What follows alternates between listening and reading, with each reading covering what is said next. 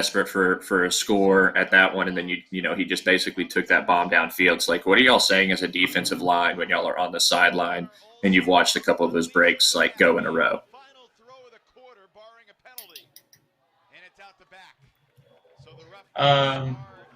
You mean in terms of the one more time, yeah, I could not understand that one.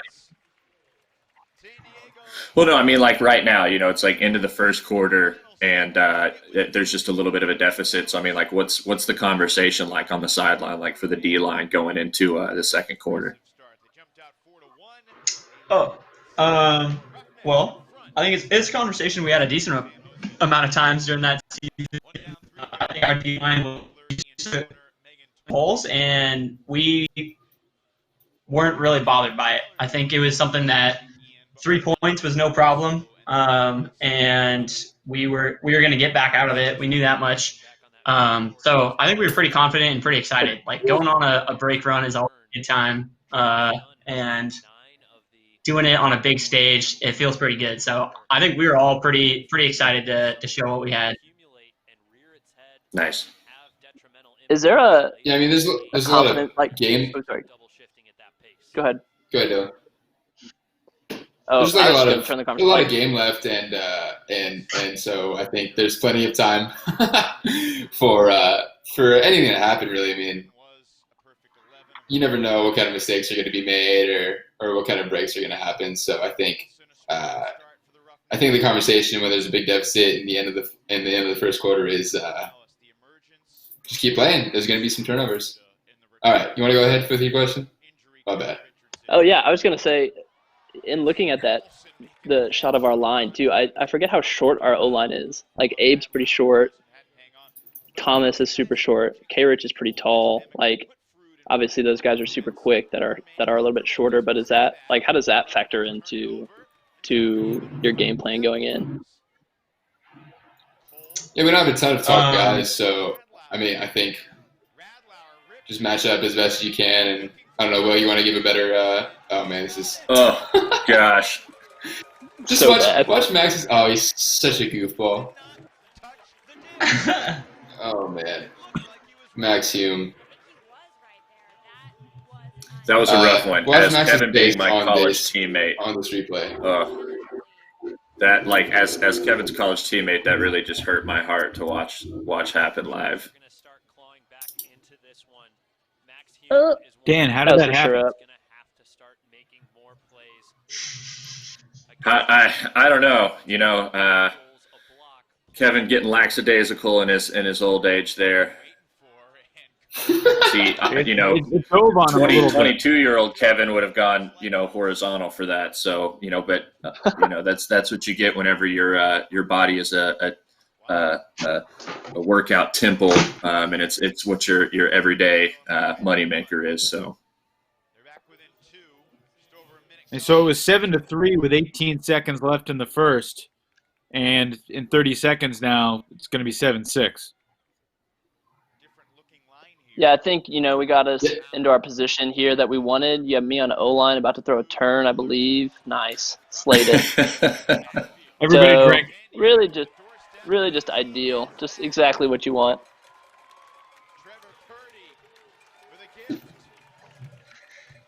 Well, see, Yeah, that's unlucky the problem. giveaways. But see, that's the problem, Dylan, is when you're on our line, you can just like play Dylan ball and you can just chunk it down the field. But when you're on O, they try to like tell you like, hey, play safe, don't do anything Dylan like, and it gets you out of your element, man. Next time that they put you on O and Wes says just ring it in, just say okay, but go out there and just do whatever you do. Which is still turn the disc. So, it's just a bold strategy overall. Dylan, how But many maybe a turnovers disc before turn your 60 mindset down. changes? Evan, what was the question? How many turnovers before your mindset changes in a game? I don't think it ever has. Short-term memory, right? That's the thing? Yeah. I suppose. That Evan, one. shoot or shoot. Come on. Shoot or shoot. Yeah, 10 seconds. it's Wes like coming to the sideline and being like, hey, you're not allowed to throw it, like you are strictly a cutter, which I don't think has like happened quite yet. I mean, those conversations are definitely going on all the time. But I mean, I think at this point too, we've kind of gotten to a point where the team and what they're getting when they put me on the line, which is like it either works or it doesn't. And I think this game and the next game are pretty evident of that. Of like this game, it was clicking and it worked for the most part. Our next game, nothing was clicking. It's just kind of live by the sword, die by the sword. Unbelievable for the Roughnecks in both the semifinal win over New York and again in the finals against Madison, one of their better players that just aged 19 a year ago. Ridiculous crossfield scuba from Abe Coffin, and if that one was complete, I think I just would have put the headset down and called it a night. Roughnecks gets a block. Point two, we've kind of gotten to a point where When you're feeling invincible, sometimes you can make the wrong choices. Heat check. Yes, indeed. That's what that was. Under 9 minutes to go. San Diego, after trailing by 4, had the disc to get tied up, but Dalton Smith knocks down the bobbling disc. Bobbled by San Diego's Kyle Rubin. Olsen wide open. Fires cross field for Ruda, wide open. Great vision. I don't know. We just missed a beautiful Connor Olsen flick. That was we're back. a complete dime ball from the left side of the field to Faruda streaking deep to the right. I think there's another huge flick from Olsen later in the game, but yeah, that was. And every time I watch that throw, I get a little excited to watch it. what kills me very is pretty. not only Connor like, is not only, Connor is so Go, Dan. sleepy good, and it's he's just so, and it's not to say that he doesn't ever do anything good. It's just that he's so precise when he takes his shots, as you can see right there, and then he does it. I think I know the exact one you're talking about later in the game. But he can almost kind of lull you to sleep. He's very smart with when he cuts and how he cuts. He's very good at seeing the space and kind of attacking it.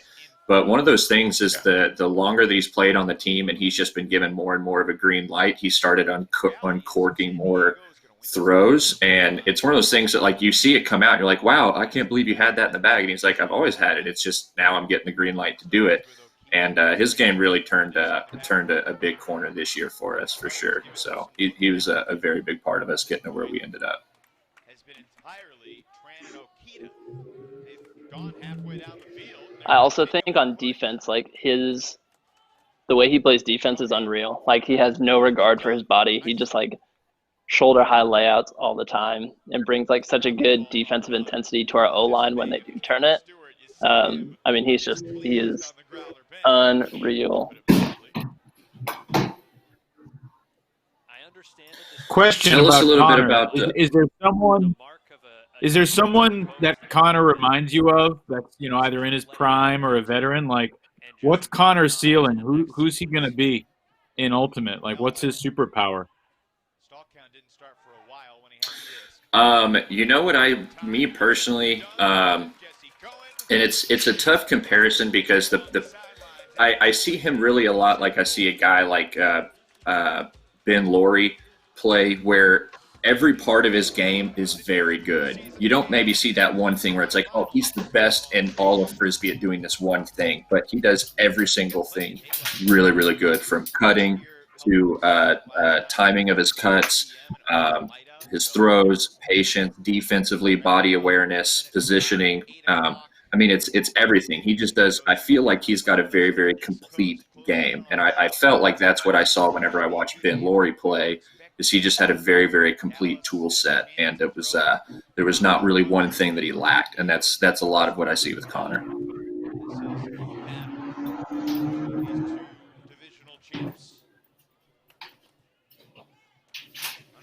Henry Faruda just carving up like a Thanksgiving ham. Just Speaking of carving up, though, I will say that talking about matchups, there were a couple of times where, I said I had Wesley throughout the majority of the game, but I think on one or two instances Sorry, I I'm ended gonna up pause just you from. there. This is one of the worst calls I've ever seen. Sorry, you're not gonna be able to talk through this one. That was a fantastic reaction from the fan. It really was. That is Steven Milardovich's wife, Allison. She is a stand-up comedian, and she is one of our best fans. She gets the crowd going every single game. But yeah, that was a great reaction. Let's just watch this slow-mo. Pushing The call was a foul, I think. Yeah, I don't know what the replay's coming up pretty soon here. Curious to see that foul again. It looked to me like Richardson just jumped higher. It's tough. He's just so big, I would hate for him to get bumped ever so slightly. I understand that there was maybe a little bit. I was on the other Tough side of the field, so I couldn't see what was going on. Also just incidental stuff that happens in this sport.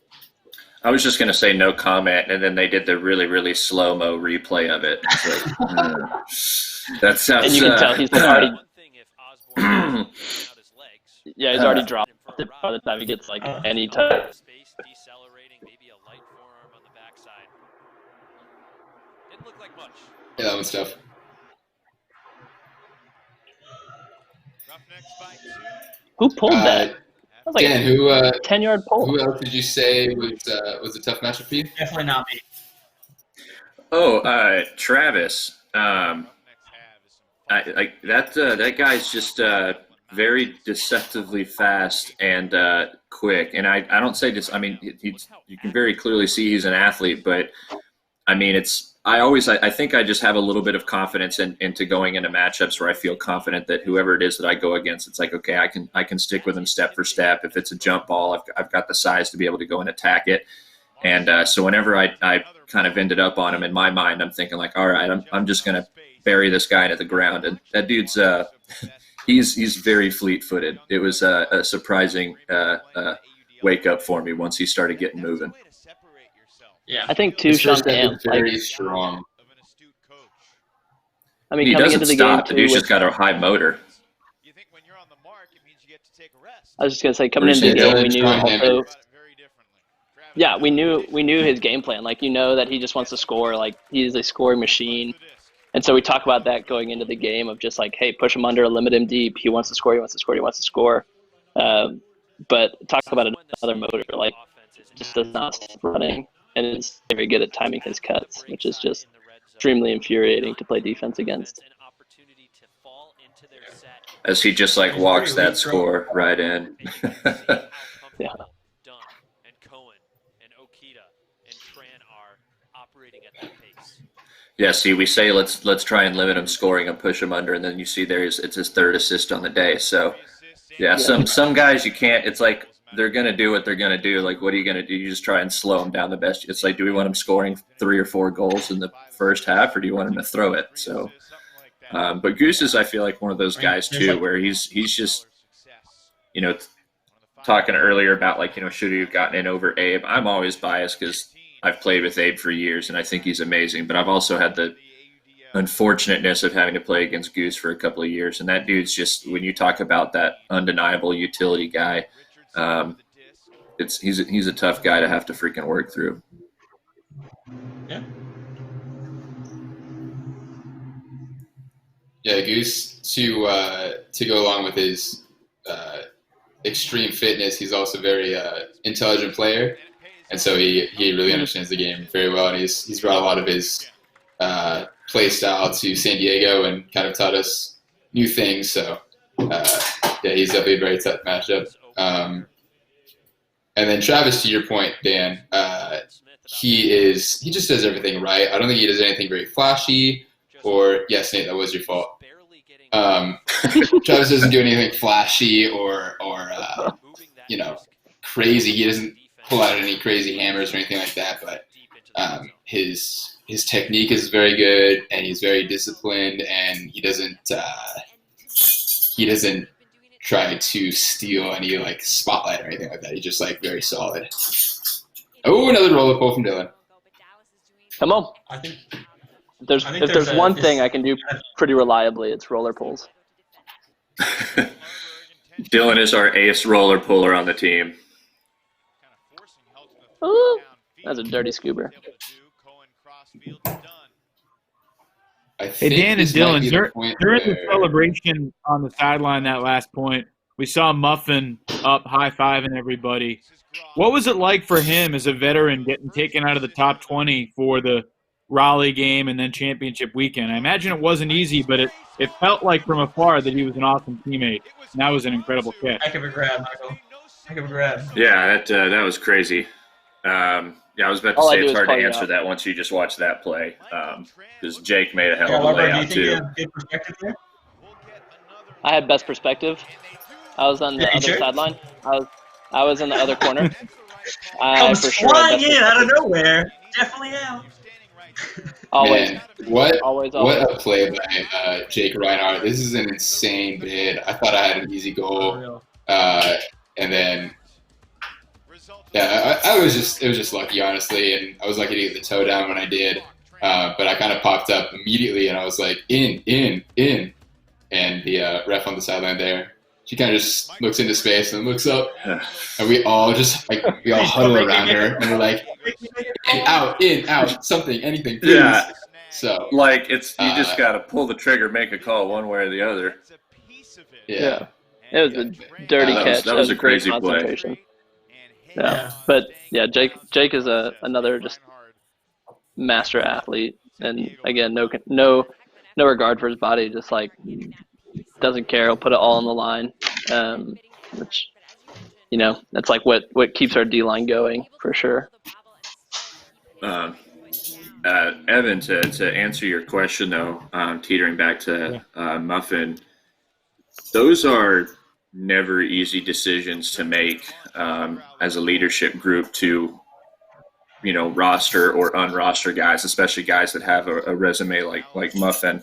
And that's kind of also what played into the decision to move Kai and Jay over to the D line as well. So, a lot of those decisions, don't ever come lightly. And Muffin, exactly what you said, was a fantastic teammate and just wanted to be there for the team and show that he was a good teammate. If something ended up happening or an injury came up during warmups or beforehand, he wanted to make sure he was available for the team.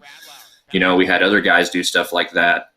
Joel Clutton sitting on the sideline this game. He and I played an alternate roster where I was going to play this game, and if we made finals, he would play New York and vice versa. But if we never won this game, Joel would have never stepped on the field. So he also had to sit and try and just watch as the team try and, hope that we can take care of business so he could get his opportunity. So decisions like that are never easy. And thankfully, we've got a good core group of guys and also veterans on the team that really try and just have one thing in mind, and that's the team first. And, at the end of the day, we just want the team to be successful. And, thankfully, we've got a lot of guys that believe in that over their individual stats or themselves. So, we've gotten very fortunate that those are the kind of guys that we have on our roster. So. Were you nervous that he would be really pissed and would kind of check out? Screwing up. That's pretty much it. He's so comfortable. Sorry, say that again, Evan. Mine was cutting out. Yeah, no. Were you nervous at all that Muffin was going to be pissed and kind of mentally check out? Oh, there's always. Of course. There's no a guy of his. If you have somebody that's played at the level that he's played at, that has his kind of resume, and and that's as competitive as he is, we all want to play and we all want to win more than anything. So there's never going to be a guy that hears that and is just going to be like, oh yeah, no problem. So everybody's going to be upset if you hear news like that. And we knew going into it that trying to have a conversation like that was going to be something that was going to be hard to take. But at the end of the day, it's all about how you actually respond to those feelings. And, whether you're pissed off or not, Muffin decided that he wanted to go ahead and channel that and try and be a teammate for everybody else that's on that roster. So we were very fortunate that, we've got a guy like that available to us. So. Jay Frood has the block on the deep shot intended for Travis Dunn. Didn't have to do a whole lot for it. What a hug. Lets a rip. Oof, this is a rip. This is a rip. Oof. Yeah, nice grab.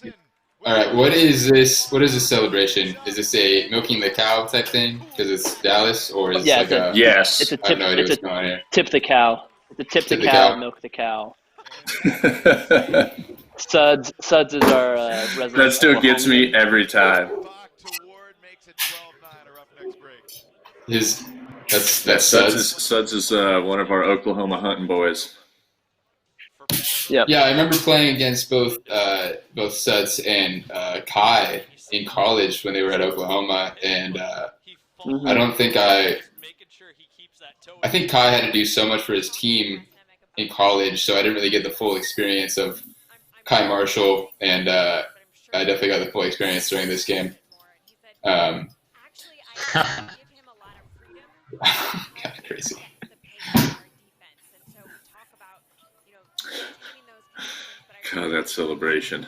limit the style of play that he brings to the defense. So I've a few So I people think have I asked some throw a questions. pretty- Do we prefer? Make Dylan Larberg look good with that decision. Oh wait, Yeah, no. yeah. Let's see it. Okay, Evan, dude. Hang on. Oh, there we go. That's a good There we go. decision. Oh yeah. Deep shot works. Shanahan doing Shanahan things. Yeah, if you throw anything to Shanahan, he'll Yeah, probably catch it. I'm so. The front of the end zone and able to hang on. This exact play I remember so vividly, and I remember when he took off deep. In my mind, I was like, and I was right on his hip, and so he had so little space, and I'm like, all right, only an idiot's going to make this throw right here, even with space and momentum. And then when it just the way that it went up and had the blade on it, I was like, all right, yeah, that was just a crazy play. Great throw, great catch. I was right there on his hip, kind of expecting it to go up and thinking that nobody would be that silly to do it, and it like literally was textbook. That was crazy. Another question from the fans. Do you all prefer play or day? I think night for 100%. It's so hot during the day. Yeah, night for me. At playing in Texas, it can get warm during the afternoon, so I definitely prefer a night game. And I think we usually traditionally have a little bit better turnout for the night games fan-wise than we do for afternoon games. So. Yeah, for sure. The fans come out more in the night games, and Like- Good example of what a COFFIN can do. Just slice and dice through it. And, pretty quick. and the Wide open coming back under, but they're still able to hit him. So Frozen. again, the disc maneuvers well to Olsen. the other benefit of having a night game is Goober dropped by Dalton Smith. His Oh. first mistake of the night. okay. Final seconds of the half. The other benefit of having a night game is afterwards, if you win, you can See go out and have a little exactly fun what time afterwards. They put on the clock. Currently showing 10 seconds in a 2-goal game. And an opportunity Unless you have a here for the championship Growlers game the to next get day. back within one. Officially 17 seconds on the clock for the Growlers, who you remember had some success in these end-of-quarter situations. They clinched the West Division, in fact, on a Goose Helton prayer. That's a good way to describe it. Entertaining first half. Can I just make a comment that it's a little upsetting that we're sitting here in the middle of quarantine and I don't see more beards or mustaches? Like, you guys are leaving me to do this all by myself? That first quarter when Come on now. came out swinging. Yeah, and then remember, San Diego not only adjusted what they were doing on offense slightly, they're still having to weather a lot of defensive pressure. But then Dallas made a couple of back-to-back mistakes, and the Growlers were ready, and they attacked and converted really with relative ease. Officials had it even more time to the clock, now 22 seconds, and frankly, if you're the Growlers here, you want to get a good chance to score, you want to punch it in, but you don't want to score too quickly.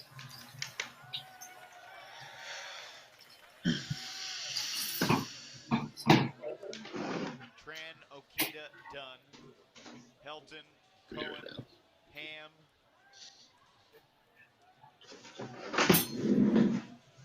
And Milardovich. How many seconds are left? Sam Ward on the mark. I think like 22 or so. Maurer. Oh yeah, I see it now. I hate these situations. And especially, I don't know. Yeah, we really people at did home not might not do very realize this. well. I was gonna say I don't remember if y'all remember this, but the scoreboard during this game wasn't working, Yeah. and so they had a TV up in the Yeah, stands blew a Oh, fuse. yeah. that had the clock and the score on it. So it made it impossible to try to like figure out when we were or where we were with time left. Like literally no one like I don't know. It was just a great circumstance to play with. San Diego Growlers offense doing what it does best. Yeah. Using the entire I remember like the announcer having to be like, "Okay, everyone, count it down," because we like people on the field had no idea. Like the 10-second countdown from the stands was like one of the biggest helps there was. Like we really had no idea how much time was left on the clock. That was pretty hilarious.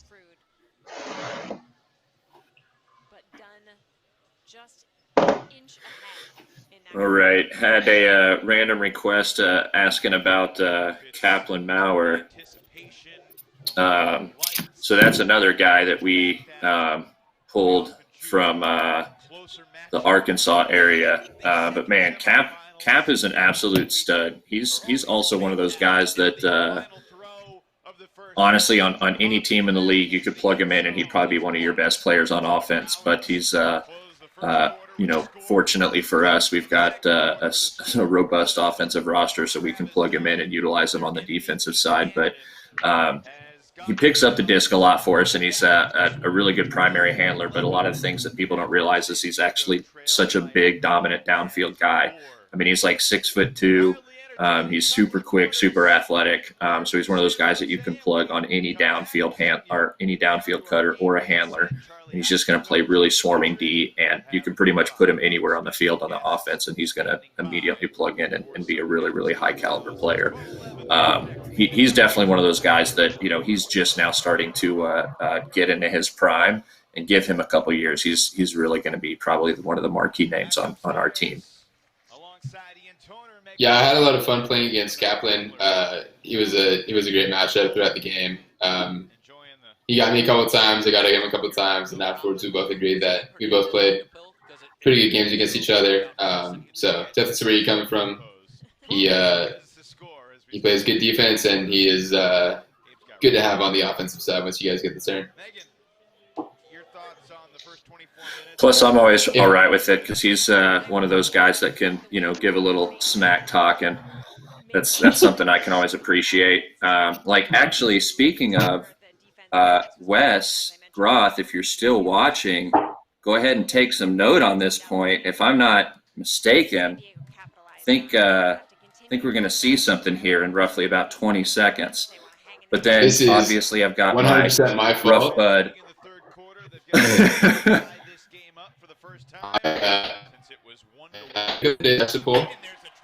And I think, okay, do not throw away the disc immediately. And I completely choke and don't get the reset off. And so, all my fault. Should have reset it a little bit quicker, but we get the D right back. Ain't no thing. I wonder whose fault that was. I was going to say, but it's all right because I've got my good Rough Bud Dylan to always have my back. Kind of a similar story. Always here for you. I think you'll actually punch this point in, if I'm not mistaken. Swinging it around. This is Groff. 1 minute into this third period. Helton to space. Oh, the footsteps of Dylan Larberg were thumping, but Sean Ham able to get there first before Larberg could. Sean Ham, another I big got scored on goal. too, didn't I? Get the block. We've seen all four. Sean Ham gets goals. Yeah. Larberg in this game. I was gonna say Yeah, I thought think you this do a little commentating was so you funny. do a pretty the announcer acrobatic sounds surprised, somersault but after Sean Ham doesn't Ham. struggle with it. The aggressive ball hawk defending downfield, and we've also seen. I mean, you gotta do something after you get roasted. Throwing a turnover shortly after. It's true. It's true. You gotta look good. That's all that matters.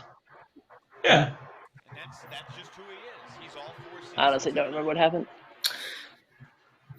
But Yep. see, even that throw sorry. from Goose, just that little around break and feeding it just around Dylan's Walks away from it. arms. That's a tough spot to get the disc. That's true. That's on me. Will Turner on the At least it wasn't pull, four, right? 12. You know, San Diego just really strong foreside, just crushed. 1-0.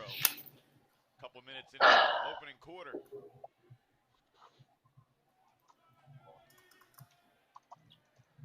Here's Abe Coffin. Back to Ferruda and around to Richards. I didn't even think about that. Somebody just made the comment that if we were playing our season opener, that it would be it'd be a little bit of a rough game with the rain right now. Missed championship I week. think it's raining up in Plano pretty heavily at the moment. Went perfect, 17 Oh. Yeah, I couldn't understand anything y'all said, so it doesn't matter. favorites again. We're on to the next point now. It's fine. You know, remember earlier I was talking about short-term memory, so Yeah. No, I think it would have been a pretty fun season opener. I think definitely from San Diego's point of view, we're all really excited to get another rematch. We had some pretty exciting club matchups at Nationals, so we were all pretty fired up to travel and to see you guys out there, and it would have been fun to slip and slide in the rain for sure. Dallas exude patience. Yeah, I'm actually like really was looking forward to getting the season started and kind of having an opportunity to play some different teams. And you know, it's everything is kind of brand new all over again, you know, when you're playing all these new matchups. And obviously, like, the crazy thing is I felt that offensively we played one of the cleanest games that we've played the entire season in this game, and we barely won. I mean, it was like we played such an efficient game offensively, and we barely won. So it's definitely one of those, like, yeah, it would have been fun to kind of actually have the opportunity to be able to take the field this weekend and be able to replay you guys. So we'll get our chance soon. I'm going to be looking forward to it. That's for sure. Yeah, I have no doubt. It was one of those things to where I think throughout the season our defensive mindset was very much a pressure-oriented game, to where, you know, we weren't getting huge plays, but it was 7v7, and our 7 guys were really doing a lot to put a lot of pressure situations. And a lot of times those would end up in turns. And I think that you guys did a really good job of weathering that storm into where we would really pressure both sides of the disc, unders, deeps, do our best to really put you in tough situations. And you all were just making nice plays, good grabs, good throws. And it's just one of those times where your offensive efficiency was just it really just outplayed our defense. Yeah, and size. Ferruda, 6'1", 23 years old, playing for the Roughnecks O-line. He's on the sideline now. Very well said, Will. I couldn't understand any of that, but I'm sure it was great. His time. This is a pick called downfield. Marshall will have the 10-yard. Won't know it's actually going to be from when Kaplan Maurer had the disc. I mean, this Roughnecks team, it's amazing how they start Tough. franchise with superstars. The Bo Kittredge, Cassidy Rasmussen, Jimmy Nickel, Dylan Freechild, Kirk Gibson, Chris Mazer, Stanley Peterson, Ben Laurie, Jeremy Langdon. I mean, you can just keep running down the list. And now they've got all these young guys like Ferruda and Olsen and Miller. Here's Frood launching deep, looking for an original Roughneck, and Marshall. And Sam Ward running with the play. Gosh, nice shot. The Roughnecks, a 2-score lead again. Does he? So he comes up with all celebrations. Another great celebration. Yep. I was gonna say, like, I mean, but how do you top that first one? You know, like, what do you do to really get above that initial celebration? Dallas Roughnecks with their first break of the second half. Kai Marshall to Sam Ward. 14-12, 7:45 to go in this third quarter. What a day tomorrow is going to be. New York Empire against the winner of this one. The Dallas Roughnecks hoping to be there. Special guest, ultimate pioneer, and TV legend, Bill Nye the Science Guy, expected to be on hand for Did- the winning coin Did you toss. guys I get love the Bill chance to Nye, meet Bill man. Nye? And toss it into the stands. I did meet Bill Nye. Say what? For Bill Nye to make an appearance. Oh, Did you I guys have get a to yes. meet picture with Bill Nye? Nye. I have a It's picture great. with him. Who, after declaring her passion He's for super ice cool. cream, especially post-game ice cream at Yeah, I got Yeah, to the, I got to snag a the Bill Nye drawback of- picture. potential to meet Bill Nye. Nice. The drawback of losing that game was we couldn't be on the field, so we were kind of shouting at him from the stands, From the stands. and yeah, he wouldn't acknowledge. We watched the game. We came out and we were watching, and so when he would walk I don't by, understand that the catch. entire stands would just like blow up. I don't either. That was pretty crazy. That was a fantastic catch. I thought I had it. Yeah. Oh. I thought I had it. And It was he dirty. rips a big ol' up. Jay comes Yeah, really and close then to this beat. just absolutely puts a dime ball. Jesse Cohen. Love dramatics. Always. Hey, you know? Got to keep it exciting. What is it? What was Oh, yeah. that? Wait, What what's was he that pointing to celebration? there? What was what I was said, he what pointing time to? is it? I think he was asking what time it was. Time to continue losing, sir. Well, I mean, yeah, I think he was asking defense to help him out a little bit, but not sure. Can't read his mind. Next time. We'll figure it out. We'll ask him. Next time. Yeah. Go Growlers! Travis Dunn was playing and the Growlers couldn't rely on him as much. And since Got a little then, shout out from the crowd. Cohen has stepped up for the Growlers. He has been involved in 6 of their 12 plays. His contribution has really helped narrow the gap for the Growlers in a profound way. He's one of those guys that in his career has Oh, man. just about as he's assisted. God, did you see my rough bud catch that pull and feed Dalton? 32 assists. Henry's Hank? so good. Averaging a little Oh, boom! Look at Just that. the Catch rock. that. Send it right back. on the Clutch. stage.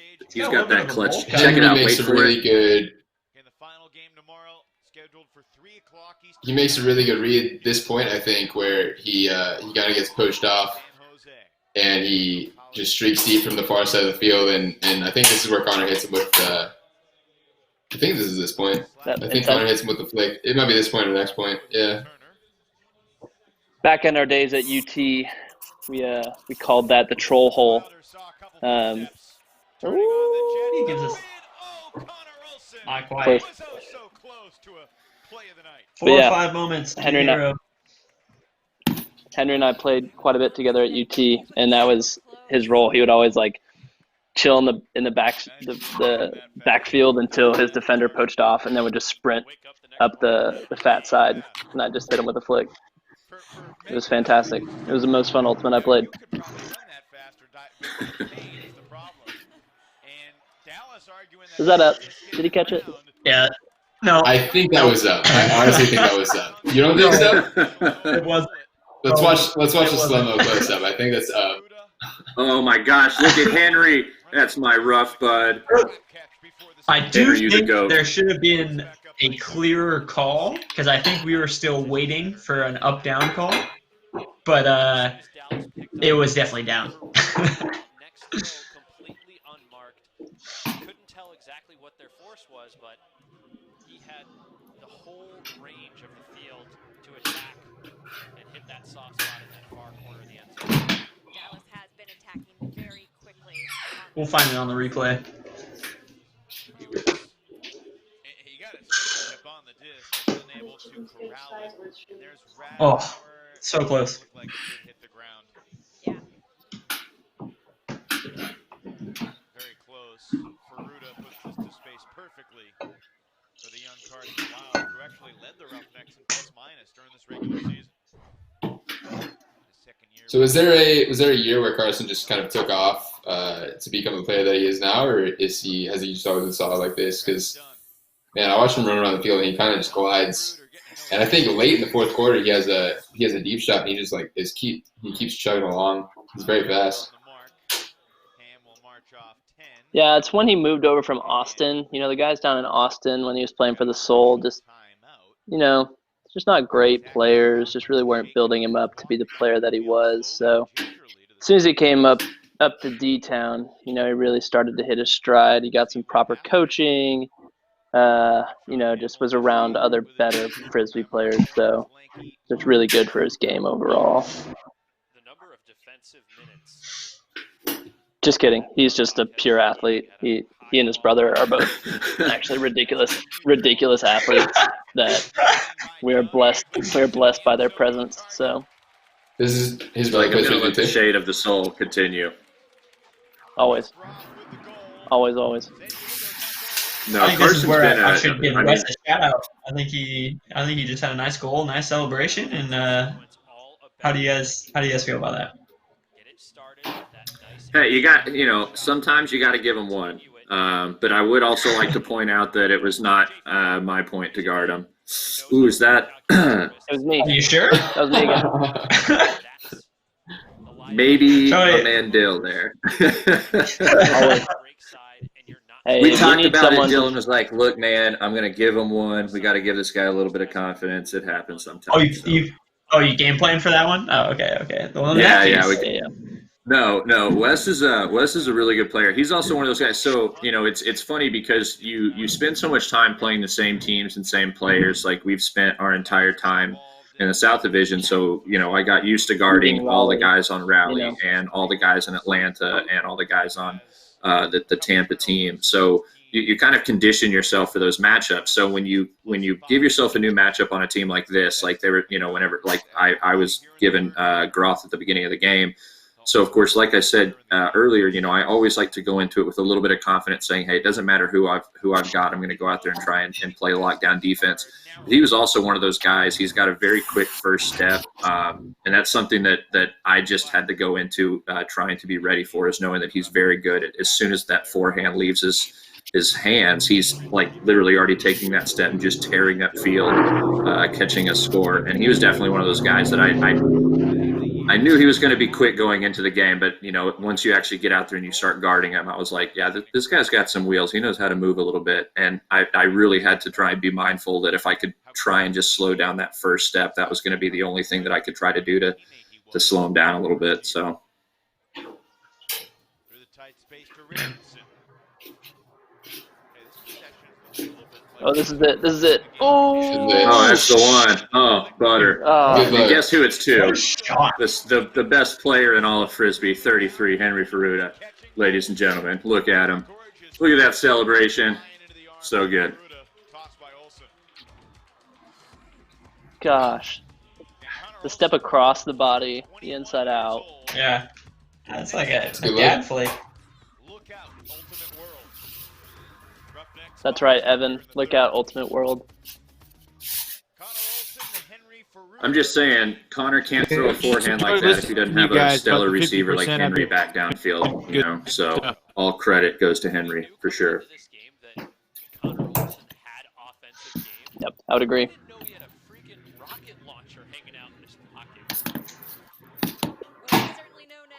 Hey, something we haven't really talked a whole lot about are the patches that we had to get put on our shorts. I don't know about y'all, but mine looked like it was bloodstained. Only been one break so far this quarter. You're what? You know those patches that they had to put on our shorts?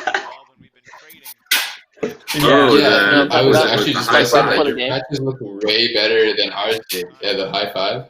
Man, those completely Yeah. take over our nice black shorts. Winner of AUDL championship Yeah, but like ours, They look much better Big under square. I our had shorts. red all around mine. amongst their teammates. I just remember getting to the field and It they're had, like, like, give me this shorts little- right now. Travis Dunn. Travis Dunn, Like, I man. to the open space. That's I how get you- scored Yeah, on somebody again. lied earlier and said he doesn't throw a lot of hammers, and then the dude bombs like a 45-yard cross field for a score. That was a dime.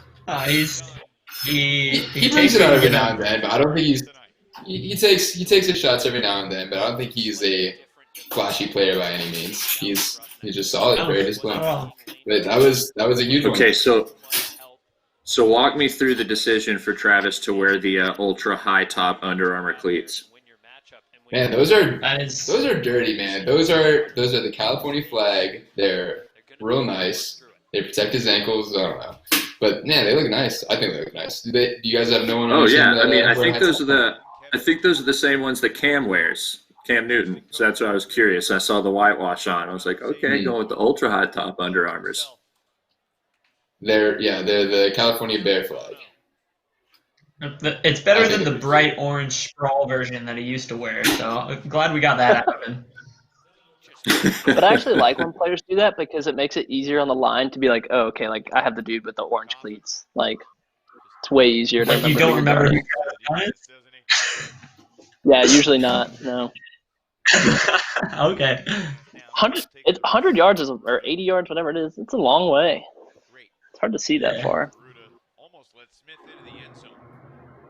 Do y'all not do that? Do y'all like know who like? You're not like, oh, I have the dude with the weird top bun kind of thing. You're like, oh yeah, I have that guy. Like. Oh, you're spot on. I like have to find like a thing that's like, oh, like yeah, that's thing. That scooper was disgusting. Is that what y'all call Dylan when he's on the line? You're like, I got weird top bun guy.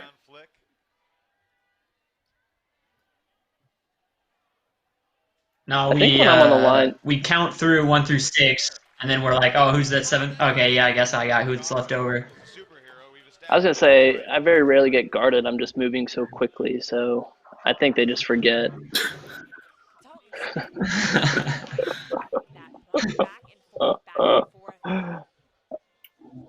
Dylan, if we end up playing and we beat you guys, could I do a little snip of your bun? Absolutely not. Are you sure? I think we earned that right. I was gonna say, after the man, game. that's a bet. That's a bet. I didn't get to cut anybody's hair line. after we win.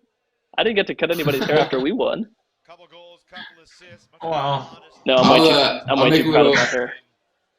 I'll make a little bun and I'll play with it, and then whoever loses has to get it cut off. Okay. Well, here's what we'll do. Maybe, but who's probably not. the prettiest guy? Who's the prettiest guy on your team that has the most to lose from shaving his head? It's probably me. I hope I got a nice fresh cut just for this game. This is a complete. So I kind of flopped, but I also kind of got hit. I really wanted to see a replay in of the that. slow mo. Just no, you can watch the replay. I'll throw it away right here. Essentially loses the game. Kai Marshall. Man. Why are you making that guy look good, man? The O point before I tried to rocket a flick into Travis and it worked, and then so I tried to do the same thing with Sean, and unfortunately it was Kai guarding him instead of whoever was guarding Travis last point. But yeah, I would probably be the one most averse to getting my head shaved. I mean, man, look at that fresh cut. That is a nice fresh cut. It looked great. It looked real good. You always know. Look good, you always feel good, know when play we're good. going to be playing on TV because people like me get some nice fresh cuts. Myself or my friend Mark Slater, who used to play, he got a nice fresh cut every single time we would be on TV. Griffin Miller. Oof, tough What point. a fantastic, what a fantastic teammate. All right, let's watch this flop. Oh. I get kind of hit, but there was definitely some selling there. Marshall so fast and has such long arms. Nice lefty, Dylan. Just extending past the person he's marking to knock that disc away. Thank I you. like Running Griffin Miller. faster He's off fun. the field than he did on that He cut seems there. fun anyways. He's a Griffin great is teammate. like one of those dudes that is just a genuinely like nice guy, great teammate, works hard. Like he's the guy that if somebody ever came over and was like, man, screw Griffin, I really don't like that guy. He's not a nice guy. That would tell me that you're actually a terrible human being. Griffin, Like he's the Going- nicest guy. That guy has zero enemies. going back also to like the conversation of like if there were a player that you had to pull aside to be like, hey man, like you didn't make the cut for this game, he immediately would like no hesitation, be like, okay, what can I do to help? Like, where do you need me? What do I need to be doing? Like, just the ultimate team player, and just such a pleasure to play with. The block for Armour, and now 15 seconds into the third quarter, and the Roughnecks take a timeout. That was a tough turn. I think there were 2 or 3 guys behind me, and I was kind of clearing up field, and then Goose just kind of got abandoned. So I got back to the position late, and Wait, tough throwaway. this was so funny. If you listen to if you listen to Evan here, he's like, "Oh, Dylan's telling them to get off the field, and the team's listening." And it's so funny because they thought it was a an timeout injury, that we right? called. Yeah. It was an injury. They for sure. That was a timeout, and Dylan's like, "No, I got it. You guys stay off the field." Coach is like, "All right, let Dylan go." Yeah, that I had to Coach will allow it because he's like that. He allows that kind of play. Yeah, the fact that Wes would never be like, "Oh yeah, you stay on. Like you do this." It's so funny. Oh, but I appreciate the commentators. I was Dylan, gonna say I between appreciate you the and I, commentators. who do you think I think have would that get? much. Who do you think would get pulled off the field quicker for the O point, you or me? Oh, I don't know. I think it depends. Unless it's That's a hard like, question. I'll probably stay if it's like a 10-second buzzer beater, like, yeah, Dan, you're going out on O. But any other time, if it's a timeout, like, Dan, get your ass off the field. You play D. Move along, sir. I think it purely No depends respect. on how the prior however many minutes of the game have gone. If I'm having a garbage game, I'm the first person to get called off, which is like most of the time. So, But at least you have those sliver moments where they're like, you know what, we're gonna slide Dylan on O. We're gonna let him go cannons. I feel like a lot of times though, what really happens, if I'm being honest, is I just like walk out there, and then because the turns between points are so quick, there's not enough time for Wes to be like, oh wait, Dylan, you get off, and I'm gonna put this other person on. So it's really just putting yourself out there. Savvy vet move right there. Just forcing yourself on the field, and by the time he realizes it, he can't sub anyone else on real quick. Yeah, that's well played. It's not worth burning a timeout. See, I went out there too early, and that's yeah. See.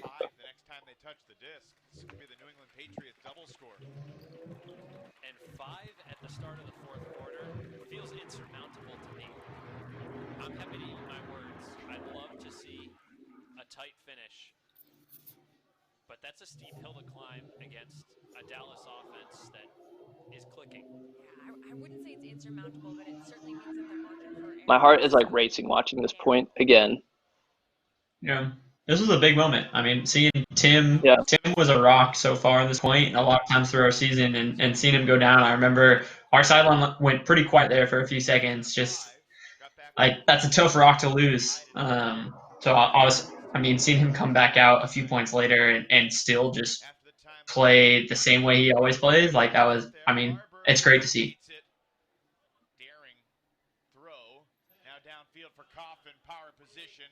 Yeah, that's a really good break.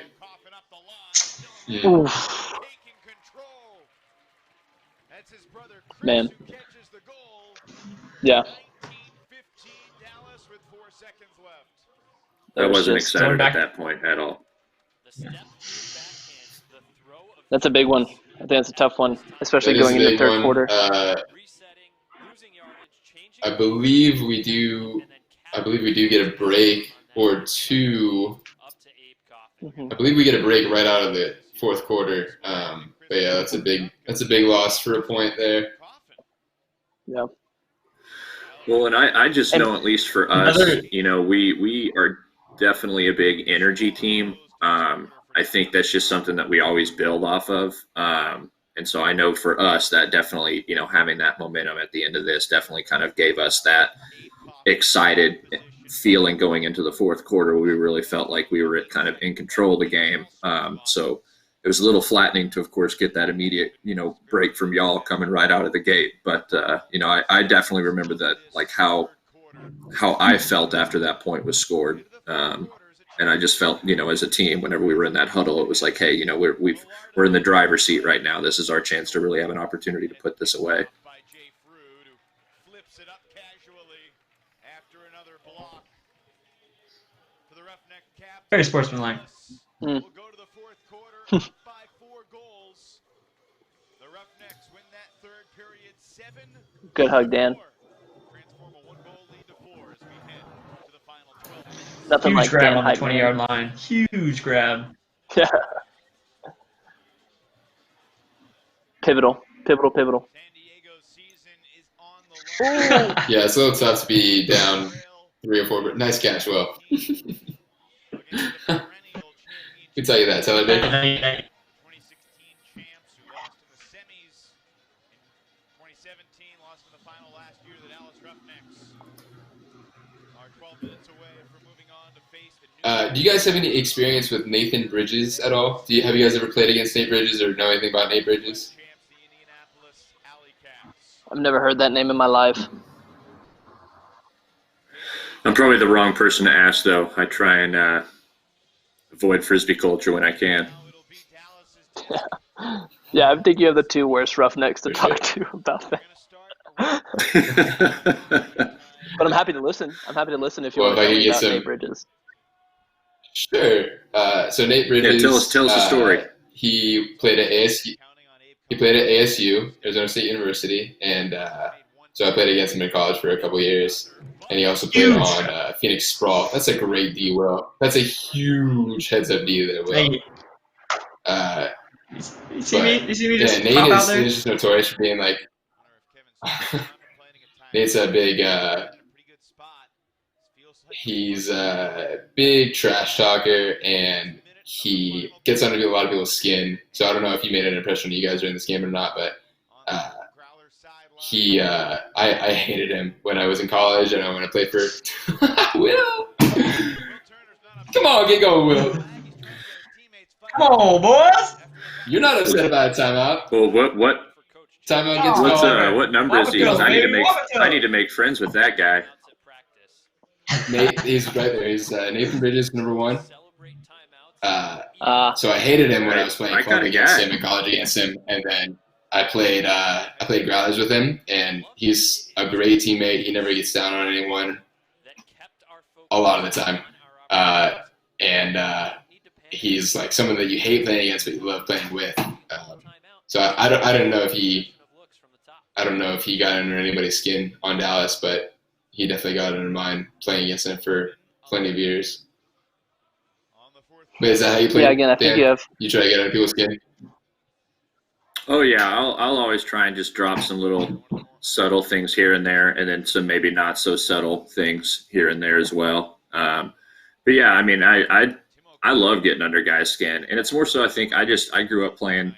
I did football, basketball, played some soccer, and so I've that's literally what I did growing up. Is I just loved kind of jarring at my opponents, and so it was something interesting whenever I first started playing in college. That was like not something that Frisbee guys did at all.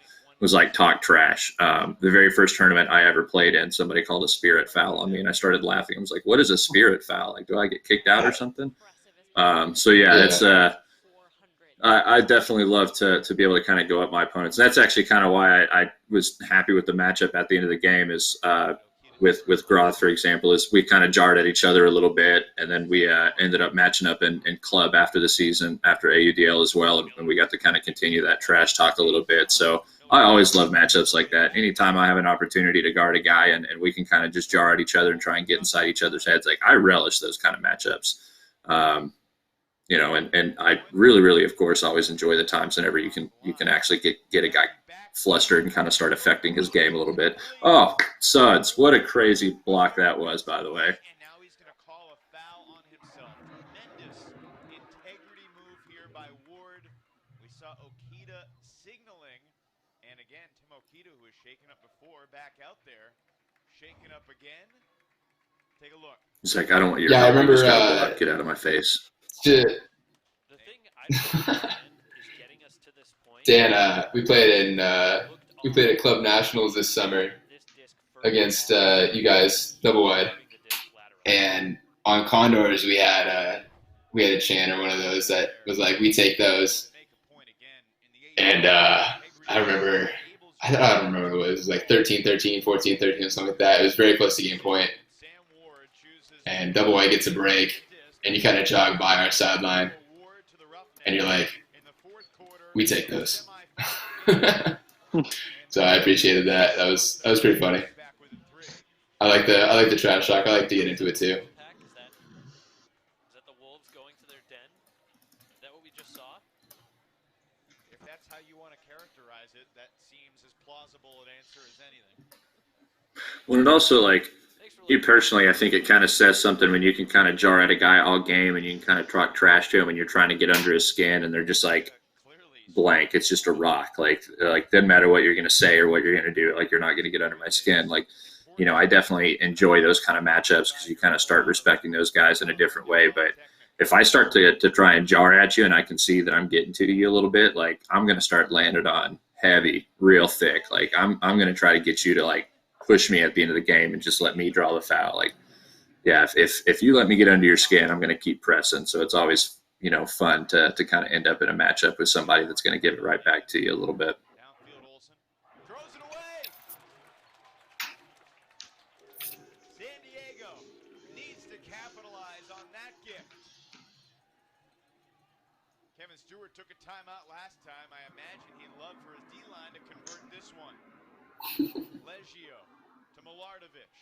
These two guys have played a lot of O-line in their time in a Growlers jersey. I think we throw this one away and we get it back on a huge Trevor Purdy block on Kaplan, I believe. That was a close. The hand that was block. a close play. The hand block. Asking for a foul, but none Mhm. forthcoming, and a bump on the Growlers defense after the Dallas Roughnecks regained possession. Dallas's O-line really did not want to get broken there, and they dialed up the intensity. The temperature's rising here. You can see how frustrated the San Diego sideline is. You can To your point of Griffin Miller being a kind of guy that everyone on the team likes and understand the moment right now. is just an overall good teammate. Trevor Purdy is kind of that guy for us as well. He just like he used to play a lot of offense a couple years ago, and now he plays pretty much primarily defense. But he's always a guy that is trying to keep everyone in high spirits and never really gets down on anyone. And I think everyone on the team, literally and figuratively, looks up to Quad as someone who is just like positive and plays the game very well. This is a huge deal by Steven. Now the Growlers D-line with 80 yards to march after they failed to score in the short field moments ago. Ooh. Again, Olsen defying gravity despite his inability to get the disc.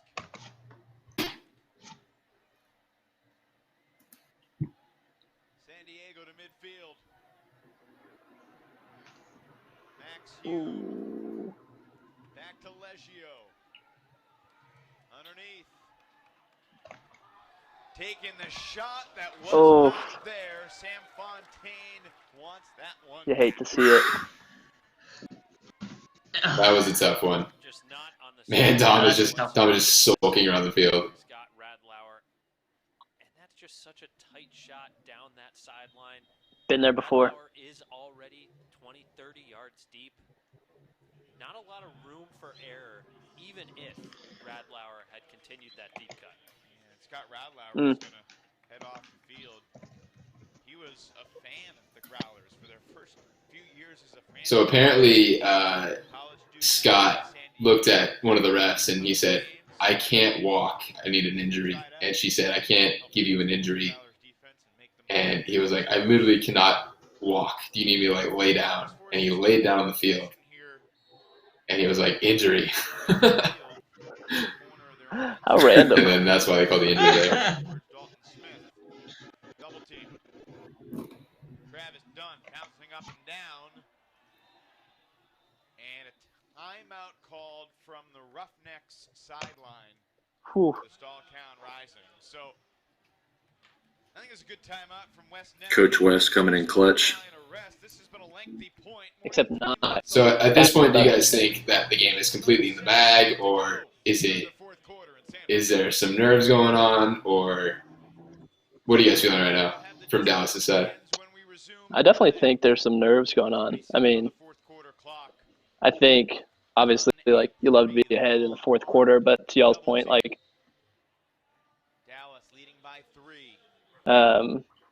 and so I definitely think there was some hesitation. Hesitation is probably the wrong word, but definitely some like second thoughts and pressure felt for sure, especially after this. Trevor Purdy fired up.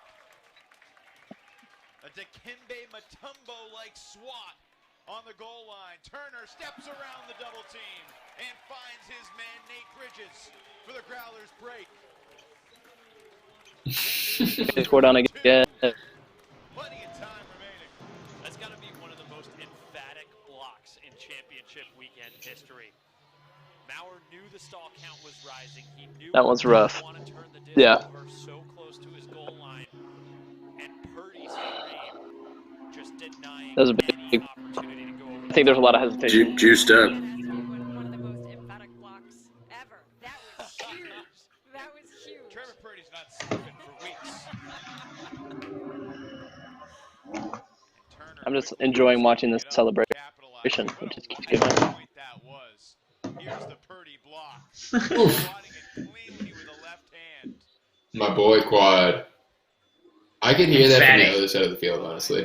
Follow that disc. And I'll be honest, if San Diego doesn't win that point, I know you guys wouldn't have liked me saying this up here in the booth, but I would have been comfortable putting the nail in the coffin. On Nice the little Growlers coffin comeback pun chances. here.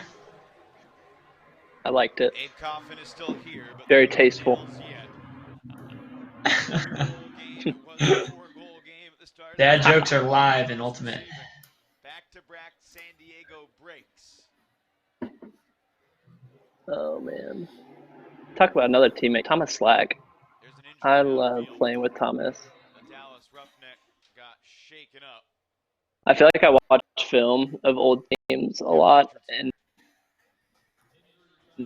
how open and how frequently open Thomas is. Debilitating lower leg injury in the AUDL Where's Thomas from? What college did he come from? A&M. He played with Matt, Bennett, and Dalton. I had the unfortunate college role of guarding him for a year there, and it was miserable. Out the service of arguably their two best tall players, Emmons and Richardson. This is where Dalton does a push pass. Up the line. What an idiot. Shot from Smith. Yeah. Yeah, it's This is a huge guy by terrible. Kaplan. That's what I was saying about the pressure, man. We were giving you everything we had, and you're just With a clutch. goofing. You're just new blue goofing. Just think about the ramifications if that disc finds turf. Dalton doesn't do it as much anymore, but Full extension. playing How about the comfort playing hip the with casual Dalton nature and Matt, of this push um, pass? Insane. where I got my like might as well shoot it mentality from, like playing with those two when they're in the groove and they're just like whatever, like wherever there's a little space, you know, they'll find a throw to get it there. It's pretty uncanny. For the throw. You know, I'm sure he would have liked to have a little more air underneath it, I but think that was one thing that y'all did very well against us. That our you know, we didn't really game plan well. In a different situation. We didn't really play like that. It's really back side in the end zone. Those away cuts, those curl cuts to that corner. It's just something that, you know, we don't do that much. Southwest, you know, West Coast Ultimate. It's just y'all just punch it throughout the game. You know, it's like 3-hand corner early in the game, and then here late in the game, just hitting those curl cuts, and you know, we're just miles from you on those. You're just getting them wide open.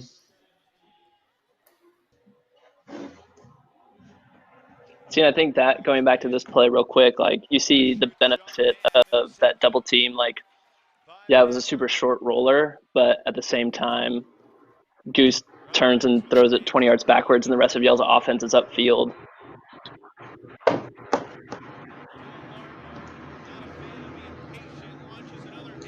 Whew. Talk about a great decision. It's ridiculous. It's ridiculous. What are Talk you about gonna do? a fantastic decision.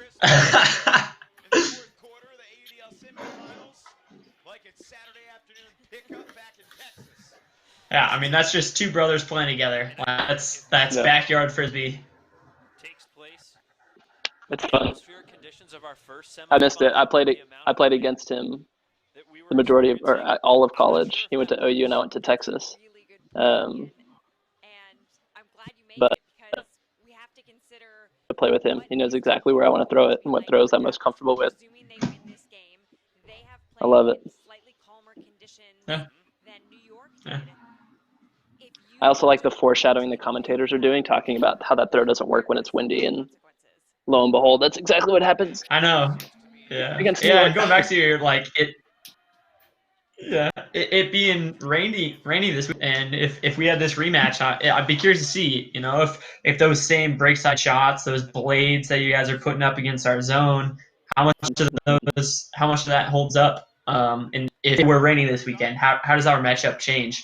And I think a lot of those crafty throws, you know, they might not work. Maybe they're a slightly lower percentage, and we walk away with a few of those inches that you guys got from us. So that would have been pretty fun to see if this season had played out. And I wish Evan was still on. Oh, This is like the are running. you kidding me, Kai Marshall? On our team. Kai Marshall, are you kidding me? Dude, Kai Kai does Marshall, anything now, and it's like, are you kidding me, Kai it's Marshall? insane. Yeah. According to our official stats, that's the fourth block of the evening for Kai. And he was I think I traveled. lining up for the backhand, so I for sure traveled. actually going to bring this one back. Clock continues to tick. I think I was trying to get rid of it, and you all swarmed or my guy. Dylan Larberg rising in, try a 70-yard hammer. Yeah, I think I was trying to go quick. Just keep moving the disc quickly down the field, and I think either y'all did a good job of swarming, or I think that's what it was exactly. It was a good job of swarming, but Hernandez unable to keep that alive, and Ham rips it away from him. this is a weird point. San Diego sensing that time is of the Yeah. essence. Back within 3 with about 3 minutes to go. Travis Dunn adds to his impressive statistical night. 5 assists, 4 goals for Dunn. But his Growlers still trailing by 3. Backs against I think I was trying to argue that there was a travel. back at Foothill College Stadium where the Growlers just scored to get within 3. Dallas on offense, knowing if they can stay calm, composed, and cool, they will be moving on to Championship Sunday to face the New York Empire. Correct me if I'm wrong, but one of the refs here was one of y'all's like refs during the regular season. Is that right? Preparation times. I think I remember getting pretty fired up about that. What was that? Crossfield Was one of the refs a ref for y'all during the regular season? Like one of y'all's regular season refs? Direct control they're attacking. Content to just take some time off the clock and force the Growlers to put the pressure. Yeah, there's one of the refs is the wife of a Condor player, and so yeah, we've known her for a while, but I like to think it was fairly unbiased, and I think that there were probably a few missed calls in both directions, so not too much you can do. No, It's at least it's better than self-observed ultimate. You know, if we were doing a normal spirit of the game, still I would have called Michael Tran's goal out of bounds, and you know, there probably would have been a few other missed calls somewhere else. So it probably evens out. Oh yeah, I definitely agree. I definitely think, you know, even in most games where I get, like when you're looking at refs across the board, that it's just the nature of refereed sports where like they're going to make calls, they're going to miss calls. Yeah. I just thought it was an interesting connection. At least this way you have someone to blame it on. And so at least it's kind of impartial. So I guess that's definitely a perk of Pro Ultimate is there's less of a doubt, and you have spirit of the game and the ability to overturn calls, but it is kind of nice to have that third party that at least it takes it kind of out of the player's hands, and kind of speeds up the game a little bit. A lot less discussion. Yeah, I was gonna say definitely. I definitely prefer that. It's so much faster, just because it's call, it's made, it's done, and it's not the back and the forth and the back and the forth and the back and forth, and then the petty calls because of it and all that kind of stuff. Yeah. Interesting conversation. Certainly a special season. Although they went 8-4 and the Roughnecks team that had lost 4 games in the first 8 years of their franchise, or the first 3 Look at years that. of their 2 minutes left, up by 4, and Suds it's still 38-4. crushing it all the way down the field. But he has rallied him in the playoffs. Ooh. San Diego knows they need to score quickly, but they feed right into Kai Marshall's game plan. And if I'm the statistician and I'm being friendly, I'm giving Kai his 5th blow. Yeah. So at what point, like by this point, are you all like, this is it? Like, was that the last ditch effort right there? Could be anything. Yeah, I think we're down 4. We're down 4. We have a minute and a half left. We got to take a shot to the end zone, and I don't know. It was just like a desperation throw, I think. But it's starting to creep in. The feeling of us losing. Yeah. Again, I wish Evan was on because he was like, "What is Dylan gonna do now?" Pretty tough to watch. Didn't do anything.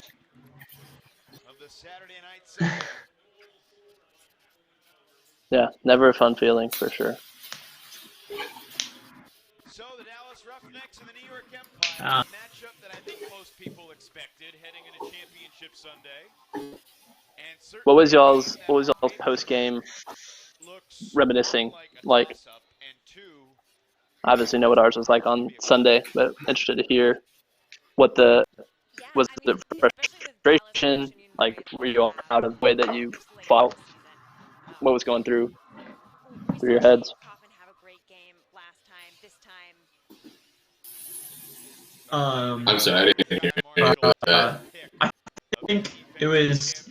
I mean, it's kind of interesting back. When I look back on it and rewatching the game, I saw that it was actually a much closer game than I originally thought. I think a lot of that kind of sour taste and disappointment in those final 2 minutes to where you guys really ran away with it. And I think that overall, it was a pretty darn good game, and it was a lot of back and forth and a lot of great side. And I think that, going back to your offensive efficiency, you didn't turn it over as many times, and you really kind of stood tall when we played hard. And so I think that there's not too much to be disappointed about in hindsight, but definitely these final hits, we really fell apart in trying to make that final push and trying to really make a desperation play. And that left a really sour taste for that first day or few months, until I rewatched the game. It felt like it was way further out of hand than the game really was. I think a close matchup is a great, and the scoreboard doesn't tell the same story, but I'm pretty proud of the way we played.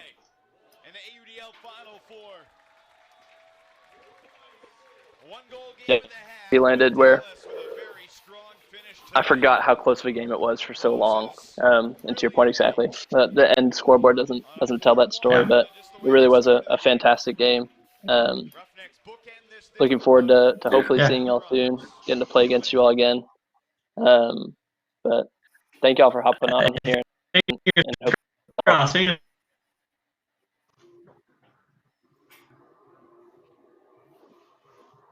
All right, we'll see y'all later. Yeah, thanks, guys. Appreciate y'all. Thanks, guys. Take care. Yeah. Nice commentary.